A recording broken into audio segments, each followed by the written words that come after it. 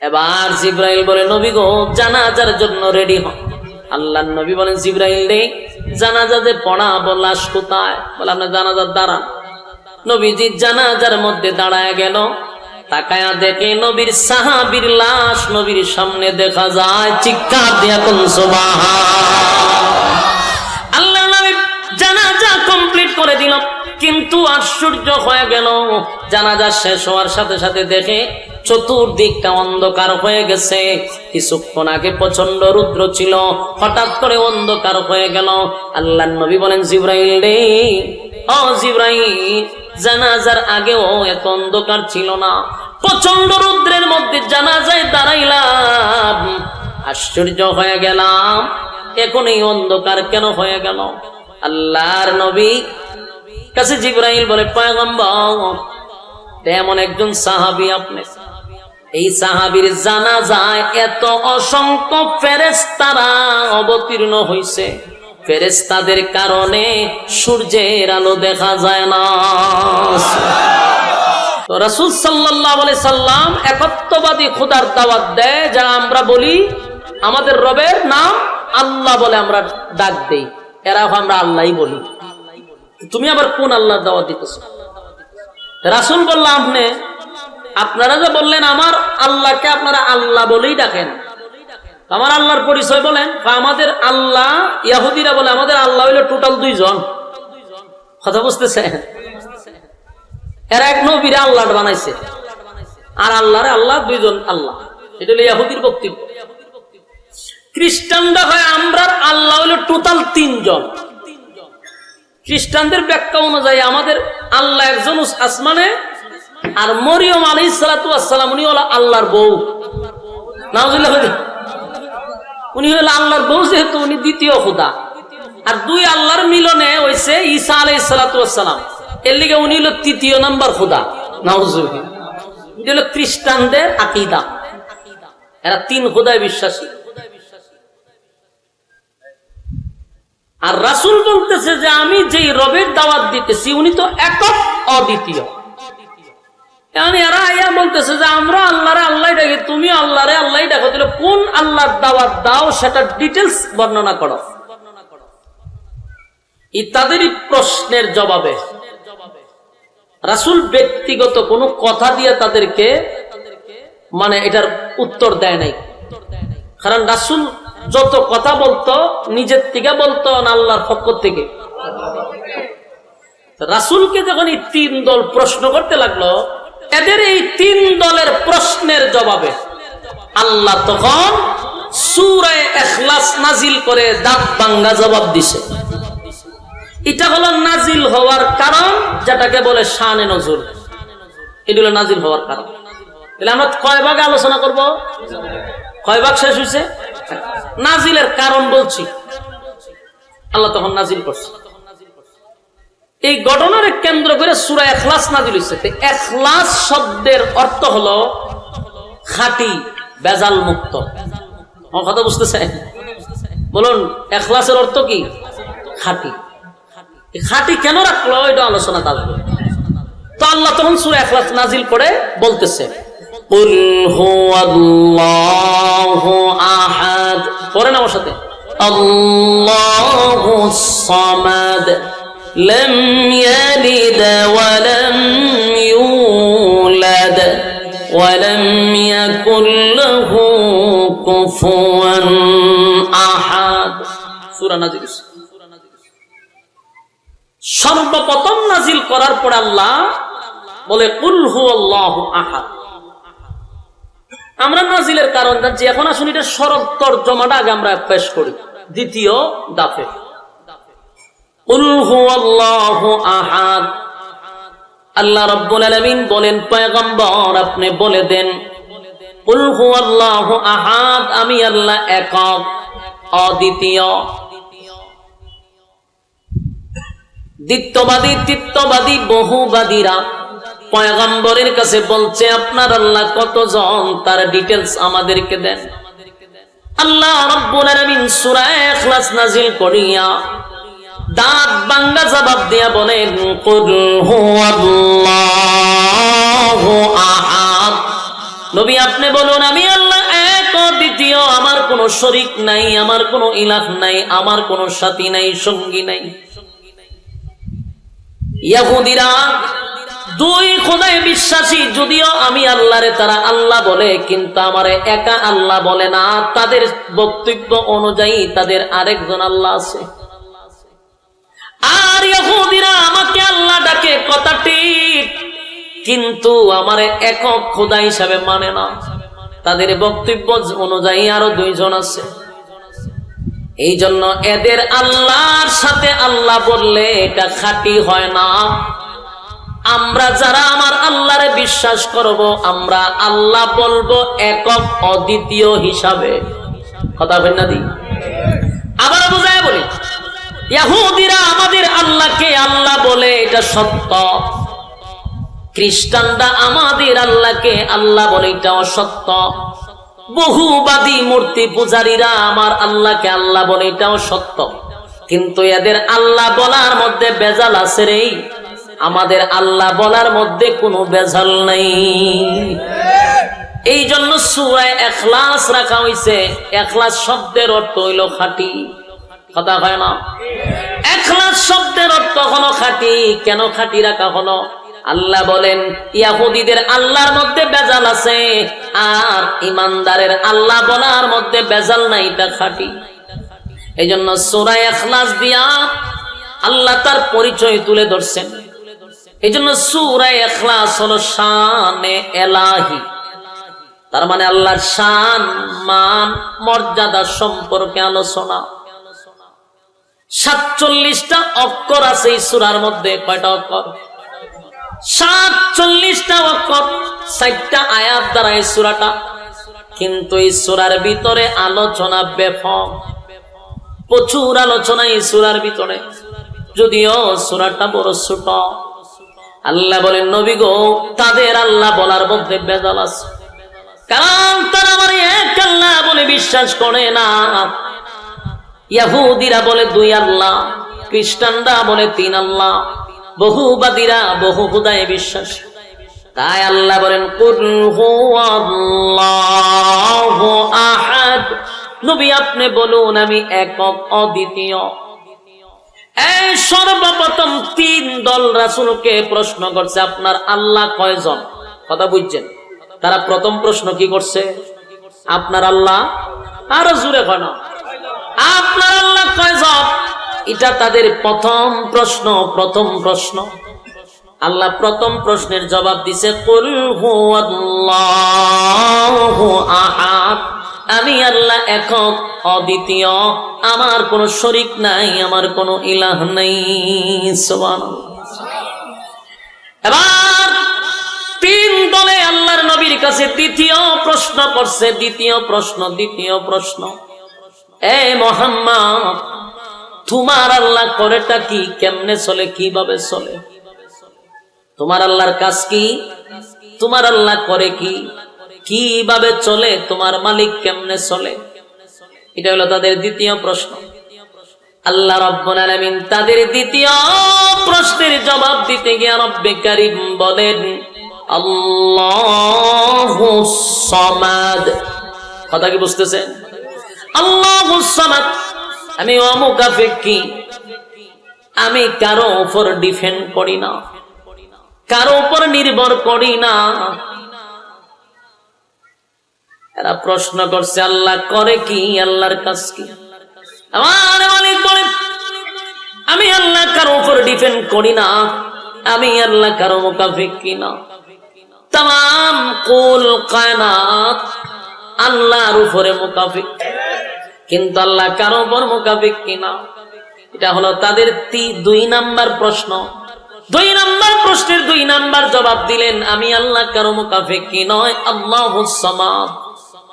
এবার তারা 3 নাম্বার প্রশ্ন করছে রাসূলকে, এ মুহাম্মদ, তোমার আল্লাহর বিয়া শাদী আসেনি? নাউযুবিল্লাহ। ভাই আল্লাহ বিয়া করছেন, বউ আসেনি, ছেলে সন্তান আসেনি? কতজন আছে? সাথী সঙ্গী কতজন? টোটাল জনসংখ্যা কতজন? কারণ এরা তো বহু খোদায় বিশ্বাস করে। 3 নাম্বার প্রশ্ন করল, এ আব্দুল্লাহর পুত্র মোহাম্মদ, বলো না তোমার আল্লাহ বিয়া করছেনি, শাদী করছেনি, বাচ্চা কাচ্চা আসেনি? তোমার আল্লাহর জনসংখ্যা কতজন, টোটাল মোট কতজন? এদের 3 নাম্বার প্রশ্নের জবাবে আমার মালিক উত্তর দিছে লাম ইয়ালিদ ওয়া লাম ইউলাদ। 3 নাম্বার প্রশ্নের জবাব হলো লাম ইয়ালিদ ওয়া লাম ইউলাদ। আমি আল্লাহ কারো কাছ থেকে জন্ম নেই নাই, আমি আল্লাহ কাউকে জন্ম দেই নাই। ওই যে খ্রিস্টান, তাদের ধারণা হলো মরিয়ম হলো আল্লাহর বউ, নাউজুবিল্লাহ। এই খ্রিস্ট ধর্মের মানুষেরা 3 জনকে খোদা মানে। শিশু খ্রিস্ট যে কয় ঈসা নবীরে কয় ঈসা নবী নাকি আল্লাহর ছেলে। এই জন্য এরা 3 জন খোদায় বিশ্বাসী। ইহুদিরা 3 জন খোদায় বিশ্বাসী। তারা প্রশ্ন করছে আপনার আল্লাহ বিয়া শাদী করছেনি? আল্লাহ কয় লাম ইয়ালিদ ওয়া লাম ইউলাদ। আমি আল্লাহ কারো কাছ থেকে জন্মই নেই নাই, আমি আল্লাহ কাউকে জন্ম দিও নাই। আল্লাহ কারো কাছ থেকে জন্ম নেয় নাই, কাউকে জন্ম দেয় নাই। 3 নাম্বার প্রশ্নের উত্তর দিয়া দিছে। এবার তারা 4 নাম্বার প্রশ্ন করছে, তোমার আল্লাহর শক্তি কি পরিমাণ? তোমার আল্লাহ যদি যুদ্ধ লাগে আমরা সাথে পারবো না। নাউযুবিল্লাহ। বাড়িতে গিয়া আব্দুল্লাহর পুত্র মোহাম্মদ, বলো না তোমার আল্লাহ যদি যুদ্ধ লাগে আমাদের সঙ্গে পারবে না? কি পরিমাণ সৈন্য আছে, কি পরিমাণ বাহিনী আছে? তোমার আল্লাহর ক্ষমতা কতটুক, তোমার আল্লাহর শক্তি কতটুক? প্রশ্ন করছে। আল্লাহ রাব্বুল আলামিন তাদের 4 নাম্বার জবাবে, প্রশ্নের জবাব আল্লাহ দিয়া দিছে, ওয়ালাম ইয়াকুল লাহু কুফুয়ান আহাদ। 4 নাম্বার প্রশ্নের উত্তর ওয়ালাম ইয়াকুল লাহু কুফুয়ান আহাদ। 4 নাম্বার প্রশ্নের উত্তর হলো আমি আল্লাহর সমকক্ষ আর কেউ নাই। সুবহানাল্লাহ কইতে কি আপনারা কষ্ট হয়? আমার আল্লাহর সমতুল্য কেউ আছে? আমার আল্লাহর সমকক্ষ কেউ আছে? বেঈমানরা আল্লাহরে নবীরে প্রশ্ন করে আপনার আল্লাহর শক্তি কতটুক, আপনার আল্লাহর শক্তি কতটুক? আল্লাহ কয় ওয়ালাম ইয়াকুল লাহু কুফুয়ান আহাদ। আমার সমকক্ষ কেউ নাই। এখান থেকে আমরা যতটুকু বুঝলাম, সূরা ইখলাস সাধারণ কোন সূরা নয় গো। এই সূরা এত ফজিলতপূর্ণ সূরা। কোরআনে 2টা সূরা আছে, একটা হলো নবীর শানে আর একটা হলো আল্লাহর শানে। একটা হলো শানে এলাহি আর একটা হলো শানে রাসূল সাল্লাল্লাহু আলাইহি ওয়াসাল্লাম। এই শানে এলাহি সূরা ইখলাস হলো শানে এলাহি, শুধু আল্লাহর শান আর মান আর মর্যাদা নিয়ে আলোচনা। আর সূরা কাউসার হলো শানে রাসূল, আমার রাসূলকে নিয়ে আলোচনা।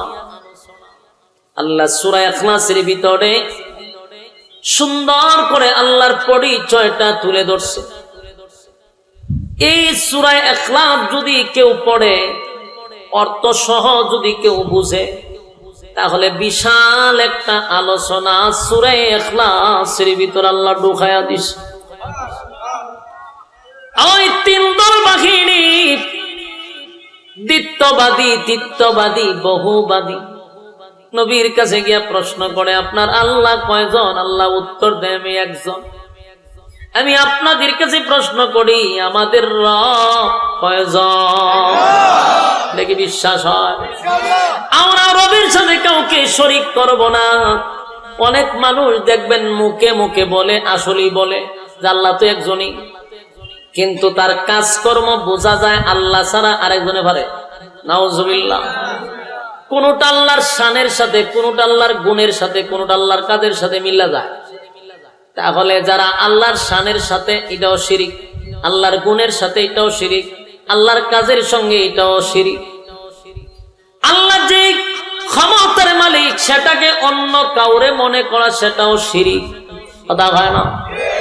যেমন ব্যবসায় বরকত দেওয়ার মালিককে, অথচ আপনি বললেন অমুক মাজারে আমি যদি গুরু দেই তাহলে আমার ব্যবসায় বরকত হবে, অথচ আপনার ভিতরে আপনি নিজেও জানেন যে আল্লাহ একজন, এটা আপনার বিশ্বাস, কিন্তু আপনি অমুক জায়গায় দিলে বরকত হবে এই যে বললেন এবং দিলেন, এটাও শিরিক। কারণ বরকত দেওয়ার মালিককে আপনি আরেক কেন দিয়া কোন কেন বরকত দিত? এটাকে আল্লাহরে মানলেন। আল্লাহর গুণের সাথে কাউকে শরীক করা এটাও শিরিক। সন্তান হয় না অমুক পীরের কাছ থেকে গেছে, বাবা আপনি আমার একটু সন্তানের ব্যবস্থা করে দেন। সে নিজেও জানে আল্লাহ একজন, সে আল্লাহ দুইজন বলে না, কিন্তু সন্তান দেওয়ার মালিক আল্লাহ, সন্তান চায় পীরের কাছে, এটাও শিরিক। কারণ সন্তানের দেওয়ার মালিক কে? আপনি আল্লাহর কাছে দোয়া করবেন, রব্বি হাবিলি মিনাস সালিহিন, আল্লাহ আপনি আমাকে একটা নেককার সন্তান দেন। সন্তান দেওয়ার মালিক আল্লাহ, চাইবেন আল্লাহর কাছে, আল্লাহ ফিরাইয়া দিবে না। কিন্তু কোন পীরের কাছে চাওয়া যাবে না, কোন বাবার কাছে চাওয়া যাবে না, এটাও শিরিক। কারণ আল্লাহর গুণ পীরের সঙ্গে লাগাই দিছে। ভাই আপনারা কেন সব গেছেন, ঘটনা কি না? আপনারা খুব কষ্ট পাইছেন, ছায়া অভ্যাস আছে তো, যারা ছায়া অভ্যাস আছে যারা কষ্ট লাগবে। একমাত্র সন্তান দেওয়ার মালিক আল্লাহ, যদি কেউ পীরের কাছে সন্তান চায়, এটা আল্লাহর গুণ পীরে লাগাইছেন, এটাও শিরিক। ব্যবসায় বরকত হয়, আল্লাহ বরকত দেয়, যদি ফিরে দিয়া বরকত আনতে চান এটাও শিরিক।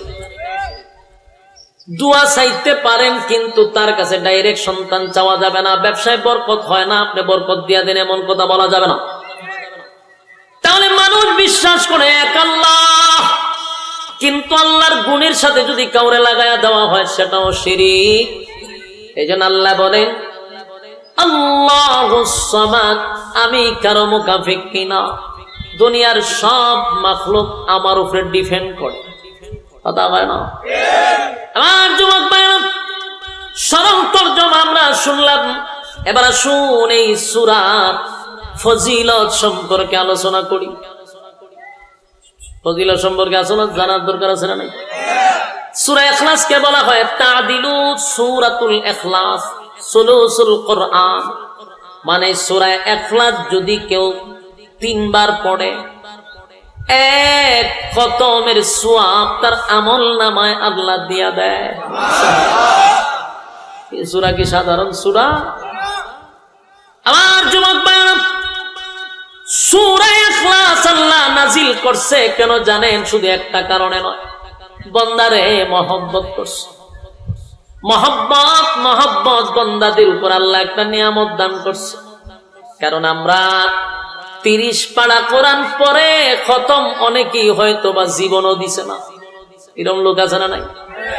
এক খতম কোরআন পড়ে পড়ে পড়ে পড়ে কেউ খতম দেয় নাই এমন লোক এই মাহফিলও আছে। কিন্তু মরার আগ পর্যন্ত তার আমল নামায় কোরআন খতমের সওয়াব নাই রে। হাসরের মাঠে যখন আল্লাহ আপনি আমারে দাঁড় করাবে, আমল নামায় দেখবে একটা কোরআনের খতমের সওয়াবই বান্দার আমল নামায় নাই। হায় আফসোস, হায় আফসোস, কোরআনের খতম আপনার আমল নামায় নাই। হাসরের মাঠে যখন আল্লাহ দাঁড় করাবে, আমল নামা তালাশ করে দেখবেন নাই নাই, আমল নামায় কোরআনের খতম নাই।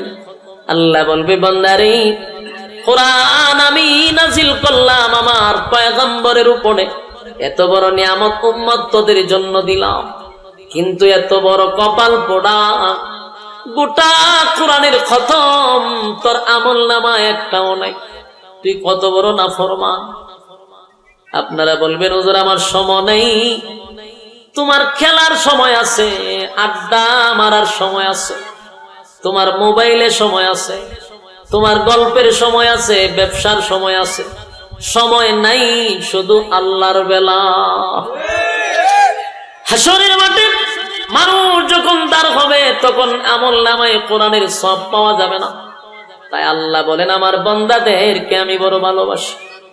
আমার বান্দারা কিয়ামতের মাঠে কোরআনের খতম লইয়া অনেকে উঠতে পারবে না। তাই তো আল্লাহ এই সূরাটারে কোরআনের 3 ভাগের 1 ভাগ বানায়া দিছে। সুবহানাল্লাহ। এই সূরা ইখলাস মানে কুল ফাল্লাহ সূরা, সাধারণ পাবলিকের কাছে কুল ফাল্লাহ নামে পরিচিত, কিন্তু সূরাটার নাম হলো সূরা ইখলাস। এই সূরা হলো কোরআনের 3 ভাগের 1 ভাগ। কেউ যদি সূরা ইখলাস একবার পড়ে 10 পারা কোরআনের সওয়াব আমলনামায় ঢুকায়া দিবে। কেউ যদি 2 বার পড়ে রে আমলনামায় 20 পারার সওয়াব আল্লাহ ঢুকায়া দিবে। কেউ যদি 3 বার পড়ে আমলনামায় আল্লাহ 1 খতমের সওয়াব আমলনামায় ঢুকায়া দিবে। আমার যুবক ভাইয়েরা, বৃদ্ধ বাবারা যারা কোরআন পড়তে পারেন না, আমলনামার মধ্যে একটা কোরআনের সওয়াব এখন পর্যন্ত ঢুকাইতে পারলেন না, তাহলে তাদের জন্য একটা সুসংবাদ আজকের মাহফিল থেকে জানায়া যায়। সুসংবাদ হলো প্রতিদিন যদি 3 বার করে সূরা ইখলাস কুল ফাল্লাহ পড়েন, আল্লাহ আপনার আমলনামায় 1 খতম সওয়াব ঢুকায়া দিবে। সুবহানাল্লাহ। ডেইলি যদি একবার পড়ি 365 দিনে 365টা খতম। সুবহানাল্লাহ। প্রতিদিন একবার করে পড়লে বছরে 365টা খতম যদি হয়ে যায়, 60 বছর যদি বাঁচি, তাহলে 365 রে 60 দিয়া আপনি পূরণ দিয়া দেখেন কত হাজার খতম আপনার আমলনামায়। যুবক ভাই, হাসরের মাঠে যখন দাঁড়াবেন তখন দেখা যাবে শুধু সূরা ইখলাসের খতম, খালি কোরআনের খতম, খালি কোরআনের খতম। যখন মালাকুল মউত আপনাকে নিয়ে যাবে, পুনরায় আবার জীবিত করবে, গজবের ফেরেশতা আপনার পাশে আসবে। কোরআনের খতম গুলি চতুর্দিকে বলবে আমরা কোরআন, আমরা কোরআন, তার শরীরে স্পর্শ করতে দিব না। জাহান্নামের ভিতরের ফেরেশতারা যখন বান্দার গুনার উপরে ডিফেল করে বান্দাকে আযাব দেওয়ার জন্য সিদ্ধান্ত নিবে, কোরআনের খতমগুলি ওই সমস্ত ফেরেশতার সঙ্গে তর্ক বিতর্ক করবে যে চতুর্দিকে শুধু কোরআনের খতম আর খতম, আমরা কোরআন কোরআন হইয়া তোমাদেরকে শাস্তি দিতে দিব না। এই লোক আমার কোরআনের হাফেজ, কারণ এত খতম হাসরের মাঠে সে কোরআনের খতম বেশি থাকার কারণে কোরআনও তার জন্য একটা পর্যায়ে সুপারিশ করবে। সুবহানাল্লাহ। যুবক ভাইরা আমার, তাহলে আমরা মাত্র 3 বার, বেশি কষ্ট লাগে না, 1 মিনিট সময়ও লাগে না, কথা হয় না। পড়েন তো আমার সঙ্গে, কুল হুয়াল্লাহু আহাদ আল্লাহুস সামাদ লাম ইয়ালিদ ওয়া লাম ইউলাদ ওয়া লাম ইয়াকুল লাহু কুফুয়ান আহাদ। যুবক মুরব্বী বাবারা, পর্দার আড়ালের মা বোনেরা, এই মুহূর্তে আমার সঙ্গে যারা পড়ছেন একবার 10 পারা কোরআনের সওয়াব আপনাদের আমলনামায় ঢুকায়া দিছে। পড়ুন আরেকবার, কুল হুয়াল্লাহু আহাদ আল্লাহুস সামাদ লাম ইয়ালিদ ওয়া লাম ইউলাদ ওয়া লাম ইয়াকুল লাহু কুফুয়ান আহাদ। এই মুহূর্তে আমার সঙ্গে যারা পড়লেন প্রত্যেকের আমলনামার মধ্যে 20 পারা কোরআনের সওয়াব ঢুকে গেছে। পড়েন আবার, কুল হুয়াল্লাহু আহাদ আল্লাহুস সামাদ লাম ইয়ালিদ ওয়া লাম ইউলাদ ওয়া লাম ইয়াকুল লাহু কুফুয়ান আহাদ।